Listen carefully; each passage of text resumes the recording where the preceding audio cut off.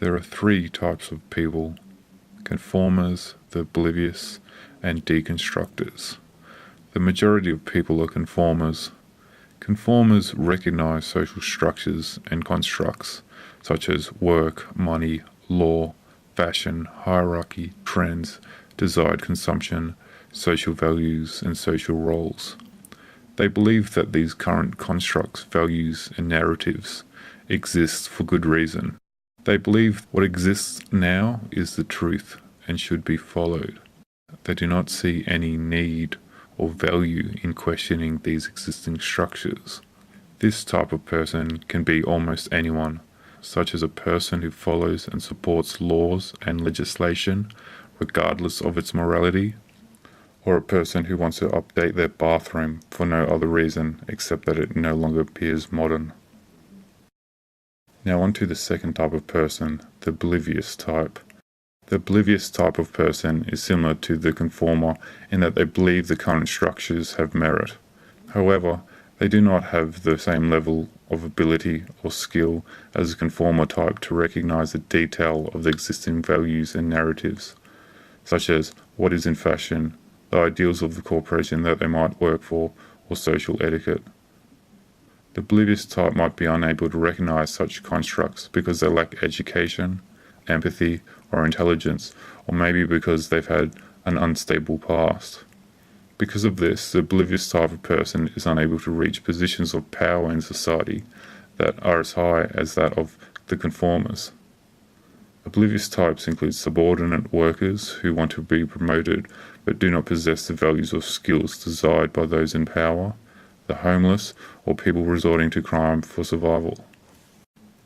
Now the third type of person, the deconstructor type, has the ability to recognize social values and narratives like the conformer type does. However, the deconstructor also questions these constructs and evaluates them in relation to truth.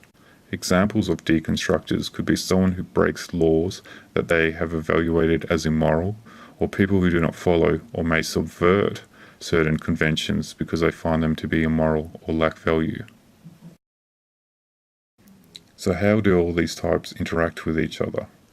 Well, because the conforming type of person recognizes the existing structures, does not question these structures, and believes that these structures exist for good reason, they are happy to be involved in and contribute to this existing structure, and are determined and focused as they feel no need to be resistant. This results in conformers being promoted to higher positions of power. This is because those in power only promote those who match their values. This is why the other types, the oblivious or deconstructed types, will never be promoted by authority to the levels the conformers reach, as oblivious and deconstructed types do not have the skills or values that are appreciated by those in power.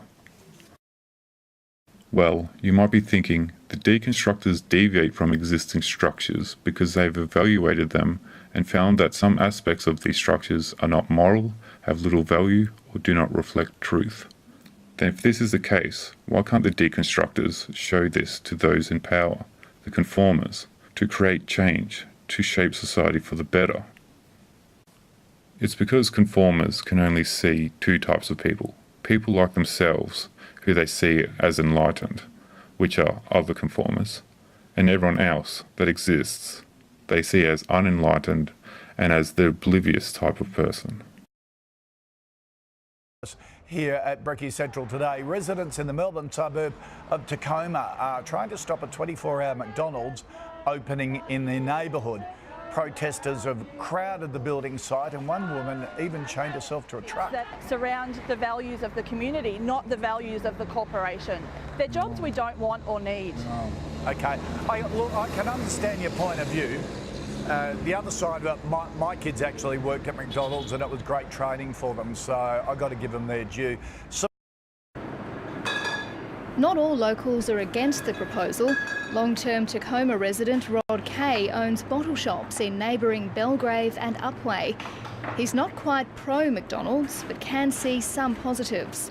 We've got two businesses and we spend a lot of time training people, and that's difficult. The one thing that McDonald's are very good at is applying a discipline to young people these days that will set them up very well in the future, whatever career they go into. How to handle customers, how to handle money, processes, rules, regulations. You are presently trespassing on the City of Melbourne land. Is its shadowy connections to the violent Animal Liberation Front and Earth Liberation Front. Both groups are responsible for more than 1,100 attacks, causing more than $110 million worth of damage in the US. Now, in fact, last May, the FBI's Counter-Terrorism Division declared them America's #1 domestic terrorist threat. Angry, he says, for being fired after 6 long years at this franchise restaurant on 12th and Park. He says for giving a hamburger to a homeless man, against company policy. Short of a total remodel, there are 5 areas to focus on when it comes to adding appeal to your bathroom. Walls, lighting, vanities, hardware, and overall decor.